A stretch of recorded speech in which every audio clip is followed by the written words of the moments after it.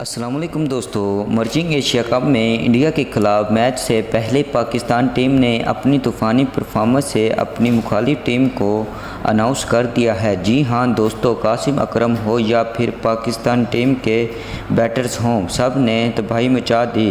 Pakistan merging team کا match UAE merging team کے ساتھ تھا۔ صاحبزادہ فرحان نے پہلے بلے بازی کرتے ہوئے 64 رنز کی اننگ کھیلی۔ سیم ایوب نے خوب طریقے سے ساتھ دیا۔ سیم ایوب کی طوفانی اننگ میں 63 رنز شامل تھے۔ پھر آئے کپتان محمد حارث، اس کا تو لاٹھی چارج تھا، 52 گیندوں نے کھیلی، 64 رنز بنائے۔ اس سے پہلے اچھی بات یہ ہے تمام بیٹس مین 100 سے زیادہ اسٹرائک ریٹ سے بیٹنگ کی۔ پھر کامران غلام کی 50 ہوئی اور پاکستان نے اسی طرح 309 رنز کا ہدف دے دیا۔ دوستو اس کے بعد بولنگ میں آئی تو قاسم اکرم اکیلے نے UAE کی پوری ٹیم کو ڈھیر کر ڈالا اور اس میں صرف 26 رنز دیے، 6 کھلاڑیوں کو آؤٹ کیا اور ایک اوور میڈیم بھی نکالا اور 225 رنز میں UAE ٹیم کو ڈھیر کر ڈالا۔ دوستو